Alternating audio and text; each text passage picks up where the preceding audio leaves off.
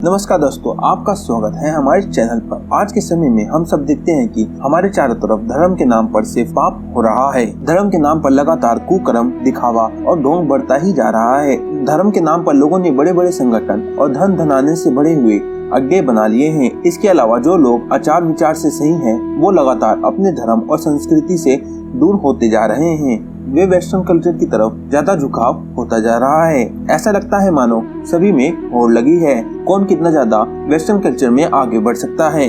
दोस्तों, आज की वीडियो में हम जानेंगे कि कलयुग के अंत आते आते क्या हिंदू धर्म पृथ्वी से खत्म हो जाएगा। यदि हम दुनिया के इतिहास अपनी नजर डालें तो हजारों सालों से मानव सभ्यता के बीच धर्म युद्ध चल रहा है।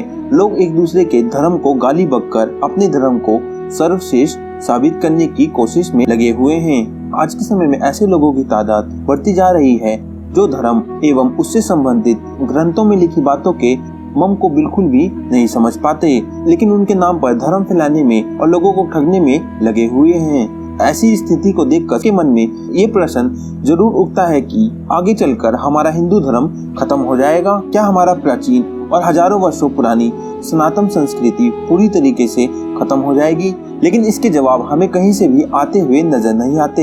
हिंदू धर्म के भविष्य को लेकर वैसे तो कई तरह की अलग अलग मान्यताएं हैं, लेकिन इसके संबंध में नास्तिदमस की भविष्यवाणी लोगों के बीच काफी मशहूर है। लोग ये मानते हैं कि इससे ज्यादा सटीक और रोंगटे खड़े कर देने वाली भविष्यवाणी शायद ही किसी की हो। नास्तिदमस ने इस भविष्यवाणी का जिक्र अपनी किताब द सेंचुरी में किया है। इस भविष्यवाणी में नास्तिदमस सबसे पहले ये कहते हैं कि सागरों के नाम वाला धर्म चांद पर निर्भर रहने वालों के मुताबिक तेजी से पनपेगा। अगर इसकी व्याख्या की जाए तो हमें पता चलता है कि सागरों के नाम पर आधारित एक ही धर्म है, और वो है हिंद महासागर के नाम पर आधारित हिंदू धर्म। और जहाँ तक चांद पर आधारित धर्म की अगर बात की जाए तो वहाँ हमें एक ही धर्म देखने को मिलता है, और वो है इस्लाम। तो इन लाइनों के माध्यम से नास्तिदमस हमें ये बताने जा रहे हैं कि भविष्यवाणी में इस्लाम के मुकाबले हिंदू धर्म बड़ी तेजी से पनपेगा। लोग हिंदू धर्म की ओर ज्यादा से ज्यादा आकर्षित होंगे और वो सनातन संस्कृति को आत्मसात और उसके अनुसार ही अपना आचार विचार अपनाएंगे। लेकिन इसके बाद भी वो ये कहते हैं कि तबाह कर देंगे लाइब्रेरी को बर्बर लोग। भविष्य में एक ऐसा समय आएगा कि अनपढ़ और बर्बर लोग पढ़े लिखे लोगों के द्वारा लिखी गई सारी किताबें जला देंगे। उनके द्वारा बनाए गए लाइब्रेरी को पूरी तरह से फूंक डालेंगे। मेहनत और मशक्कत से पाया गया ये दुर्लभ ज्ञान पूरी तरह से नष्ट कर दिया जाएगा। बर्बर लोग इस ज्ञान को इतनी बुरी तरह नष्ट करेंगे कि इसे दोबारा कभी भी प्राप्त नहीं किया जा सकेगा। ताज्जुब की बात यह है कि जब हम भारतीय इतिहास के पन्नों को पलटते हैं तो हमें ये पता चलता है कि सालों की मेहनत और विकास के बाद हमने जो ज्ञान अर्जित किया था और नालंदा और तक्षशिला जैसे विश्वविद्यालयों की लाइब्रेरी में उसे सहज कर रखा था, वहाँ सब मध्यकाल में बर्बर मुस्लिम आतंकियों ने जलाकर खाक कर दिया। उन्होंने भारतीय संस्कृति की धरोहर हजारों मंदिरों और महलों को भी नष्ट कर दिया। उन्होंने हिंदू और बौद्ध धर्म से संबंधित लगभग सारी धरोहर को तबाह कर दिया। आज भी हम इन बर्बर आतंकियों के द्वारा किए गए विध्वंस को देख सकते हैं। नास्तिदमस अपने आगे की भविष्यवाणी में कहते हैं कि लाल के खिलाफ लाल एकजुट होंगे, लेकिन साजिश और धोखे को नाकाम कर दिया जाएगा। पूरब का वह नेता अपने देश को छोड़कर आएगा, पार करता हुआ इटली के पहाड़ों को और फ्रांस को देखेगा। वो वायु, जल और बर्फ से ऊपर जाकर सभी पर अपने दंड का प्रहार करेगा। अपनी अगली भविष्यवाणी में वो ये बताते हैं कि 3 ओर से घिरे समुद्र क्षेत्र में जन्म लेगा। वो बृहस्पतिवार को अपना अवकाश दिवस घोषित करेगा। उसकी प्रशंसा और प्रसिद्धि, सत्ता और शक्ति बढ़ती जाएगी। भूमि और समुद्र में उस जैसा शक्तिशाली कोई ना होगा। इसके माध्यम से वे हमें ये बता रहे हैं कि 3 ओर से घिरा हुआ एक ही देश है, और वो है हमारा प्यारा भारत। भारत में बृहस्पतिवार एकमात्र ऐसा वार है जिसे सभी धर्म के लोग समान रूप से पवित्र मानते हैं एवं उस दिन पूजा भी करते हैं। हालांकि भारत में वैसा कोई अवतार हुआ है, लेकिन ऐसा अवतार होना अभी बाकी है जिसका दिन बृहस्पतिवार होगा।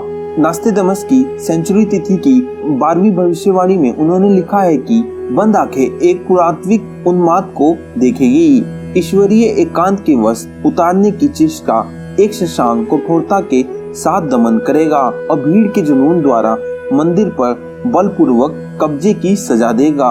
इसकी व्याख्या करने वाले ये बताते हैं कि ये भविष्यवाणी 1990 में बाबरी मस्जिद वाले मामले में हमें सत्य होती हुई दिखाई देती है। इस मामले में उत्तर प्रदेश के तत्कालीन मुख्यमंत्री मुलायम सिंह द्वारा किए गए कार सेवकों के दमन को इस भविष्यवाणी से जोड़कर देखा जा सकता है। इसके अलावा वो अपनी भविष्यवाणी में ये भी कहते हैं कि आगे चलकर एक ऐसा वक्त भी आएगा कि विश्वव्यापी आग से अधिकांश राष्ट्रों में नरसंहार होगा। 5 नदियों के प्रख्यात द्वीप राष्ट्र में एक महान राजनेता का उदय होगा। इस राजनेता का नाम वरुण या शरण होगा। वो एक सशक्त के उन्माद को हवा के जरिए समाप्त कर देगा और इस कार्रवाई में 6 लोग मारे जाएंगे। भौगोलिक आधार पर अगर भारत को देखा जाए तो यहाँ कई राज्य हैं और उनमें बहने वाली कई सारी नदियाँ हैं, लेकिन इन राज्यों में पंजाब एकमात्र ऐसा राज्य है जिसमें 5 नदियाँ बहती हैं। 5 नदियाँ हैं झेलम, चिनाब, रवि, सतलज और ब्यास। इनका संगम होने के कारण इस क्षेत्र का नाम पंजाब पड़ा। आपको बता दें कि पंजाब शब्द 2 शब्द से मिलकर बना है।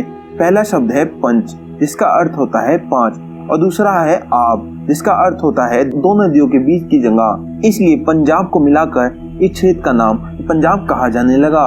नास्टेडमस अपनी भविष्यवाणी में इस पंजाब प्रांत में एक महान राजनेता के उदय होने की बात कहते हैं, जिसका नाम शरण या वरुण होगा। अपनी एक भविष्यवाणी में वो ये भी कहते हुए नजर आते हैं कि एशिया में वही होगा जो यूरोप में नहीं हो सकता। एक विद्वान शांति दूत सभी राष्ट्रों पर हावी होगा। रूस बनेगा हिंदू राष्ट्र। बहुत सी जगह नास्टेडमस की इस भविष्यवाणी का भी जिक्र मिलता है, लेकिन इसकी पुष्टि करना थोड़ा मुश्किल है। इसमें नास्टेडमस कहते हैं कि दक्षिण भारत से एक नेता उभर कर आएगा जो पूरे विश्व को एक करके रख देगा। उस नेता के आने के बाद रूस साम्यवाद छोड़कर हिंदू धर्म का दामन थामेगा और यही नहीं, वह इसका प्रचार प्रसार अन्य देशों में भी करेगा। हालांकि इस भविष्यवाणी की पुष्टि करना मुश्किल है, लेकिन वर्तमान समय में केवल रूस ही नहीं, यूरोप के अन्य देशों से विदेशी भारत भ्रमण के लिए बड़ी संख्या से आ रहे हैं और यही नहीं, यहाँ आकर वह हिंदू धर्म की मान्यता से प्रभावित होकर उससे संबंधित आचरण एवं कर्म कांडों को भी अपना रहे हैं। कई रूसी या विदेशी तो खुद को गर्व से हिंदू भी कहते हुए दिखाई देते हैं। अब हाल ही में यूके यानी कि यूनाइटेड किंगडम के जो प्रधानमंत्री है वो भी एक हिंदू है। ये भविष्यवाणी भी लगता है जल्द ही सच हो जाएगी। धीरे धीरे जो भारत के लोग हैं वो दूसरे देशों में अपनी पढ़ाई कर रहे हैं और वो लोग वहीं की नागरिकता ले रहे हैं। तो ऐसा हो सकता है आने वाले समय में कि पूरे यूरोपियन यूनियन में भारत के लोग ही होंगे जो शीर्ष पर बैठेंगे, या तो प्रधानमंत्री होंगे या प्रेसिडेंट होंगे। ऐसा होना संभव है, जैसा कि हमने यूनाइटेड किंगडम में देखा है। दोस्तों, आपका क्या कहना है इस बारे में कमेंट में जरूर बताएं और ये वीडियो आपको अच्छा लगा हो अपने दोस्तों के साथ भी शेयर करें। अगर आप हिंदू हैं और आपको गर्व है हिंदू होने पर तो इस वीडियो को लाइक कर दीजिएगा और चैनल को सब्सक्राइब करना ना भूलिए। आपका वीडियो अंत तक देखने के लिए बहुत बहुत धन्यवाद।